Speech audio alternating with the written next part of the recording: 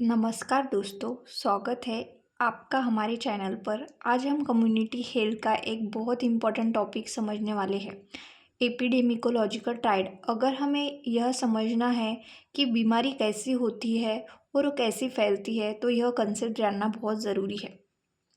एपिडेमिकोलॉजिकल triad एक triangle model है जिसमें तीन मेन फैक्टर होते हैं: एजेंट, होस्ट, इन्वायरमेंट।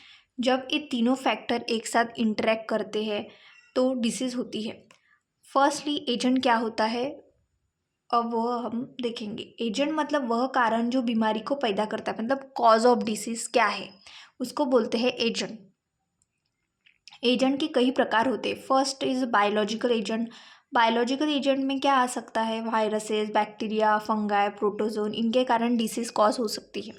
सेकेंड मतलब एग्जाम्पल कोविड-19 बीमारी का एजेंट वायरस कौन था? Corona virus. सेकेंड है न्यूट्रिशनल एजेंट, जब शरीर में न्यूट्रिएंट की कमी हो जाती है। एग्जाम्पल विटामिन सी की कमी से स्कर्वी हो जाती है, प्रोटीन के कमी से कोई डिसीज़ हो सकती है, फैट के वजह से, कार्बोहाइड्रेट, विटामिन, मिनरल, अगर ये ज़्यादा भी हो गए तो बीमारी होती है और कम भी हुए तो डिसीज़ कॉज हो सकता है। थर्ड है physical agent, heat, cold, radiation, electricity. Example बहुत ज़्यादा हीट में रहने से हीट स्ट्रोक हो सकता है, हेडेक हो सकता है और अलग अलग डिसीज़ हो सकती है। फोर्थ है केमिकल एजेंट। केमिकल एजेंट के दो प्रकार होते हैं: एंडोजिनस मतलब जो शरीर के अंदर बनते हैं, और जो एक्सोजिनस जो शरीर के बाहर से आने वाले हैं।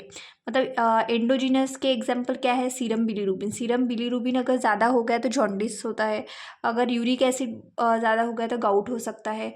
और एक्सोजिनस में मतलब जो शरीर के बाहर से आने वाले हैं उसको बोलते हैं एक्सोजिनस। उसमें है एलर्जन, डस्ट, फ्यूम, गैसेस, उसके कारण ही इसके कारण भी हमें डिसीज़ हो सकती है। फिफ्थ है मैकेनिकल एजेंट। अब मैकेनिकल एजेंट में क्या है? अगर एक्सीडेंट हुआ तो मैकेनिकल फोर्सेस, क्रशिंग, फ्रिक्शन, उसके कारण भी हमें इंजरी हो सकती है। अब है सोशल एजेंट कौन सा है? अगर स्मोकिंग, अल्कोहल, ड्रग एब्यूज है, उसके कारण भी हमें कॉज ऑफ डिसीज हो सकती है, मतलब डिसीज का एक रीज़न है सोशल एजेंट। अब है होस्ट। अब होस्ट का मीनिंग क्या है? मतलब होस्ट ऐसा है, होस्ट जिसको बोलते हैं जो person that harbours the disease, मतलब जिसको डिसीज होती है। हर इंसान में बीमारी होने का रिस्क अलग अलग होता है। मतलब अभी होस्ट तो बहुत सारे होंगे, पर किसको डिसीज़ होंगी या किसको डिसीज़ नहीं होंगी, उस पर कौन से फैक्टर डिपेंड करते हैं वो अब देखिए। पहले है डेमोग्राफिक कैरेक्टरिस्टिक। डेमोग्राफिक कैरेक्टरिस्टिक्स में आता है एज, सेक्स, इथनिसिटी। अब एज में बच्चे और बुजुर्ग जल्दी बीमार पड़ते हैं, और एज के अलग अलग डिसीज़ रहते हैं। फीमेल में अलग रहते हैं, फीमेल में अलग, चिल्ड्रन में अलग डिसीज़ रहती है। मतलब ओल्ड पेशेंट पे अलग डिसीज़ रहती है। सेकेंड है बायोलॉजिकल कैरेक्टरिस्टिक। बायोलॉजिकल कैरेक्टरिस्टिक में जेनेटिक मेकअप एंड इम्यूनिटी। जिसकी इम्यूनिटी ज़्यादा है उसको डिसीज़ नहीं होगा, और जिसकी कम है उसको जल्दी से डिसीज़ हो सकता है, और जल्दी से एजेंट फैक्टर अफेक्ट हार्म कर सकता है। सोशल म्हणजे सोशो इकोनॉमिक स्टेटस क्या है, ऑक्यूपेशन क्या है, अलग अलग डिसीज़ रहती है जो ऑक्यूपेशनल होती है।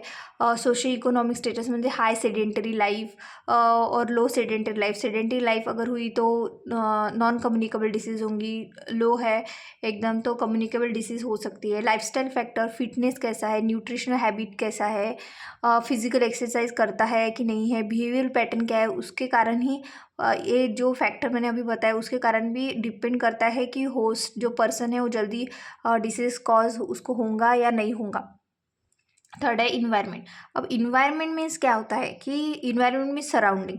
अब सराउंडिंग अपन अलाउ करती है डिसीज ट्रांसमिशन को या नहीं करती। अगर सराउंडिंग अच्छा रहा तो डिसीज ट्रांसमिशन नहीं होगा, अगर सराउंडिंग बहुत ज़्यादा पोल्यूटेड है तो डिसीज़ जल्दी कॉज हो सकता है।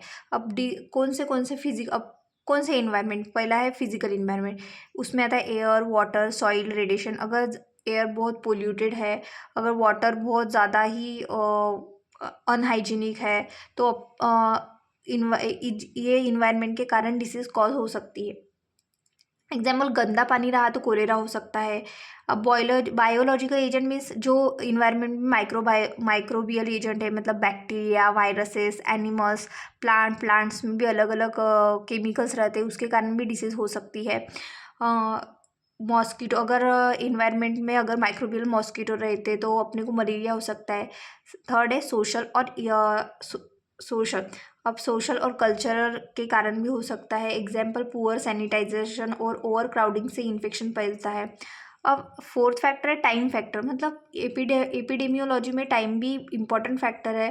टाइम का मतलब ये है कि इंक्यूबेशन पीरियड क्या है, यानी इन्फेक्शन होने के बाद सिम्टम्स आने तक का समय को बोलते हैं इंक्यूबेशन पीरियड। एग्जाम्पल कोविड-19 में इंक्यूबेशन पीरियड लगभग 5 to 14 डेज होता है।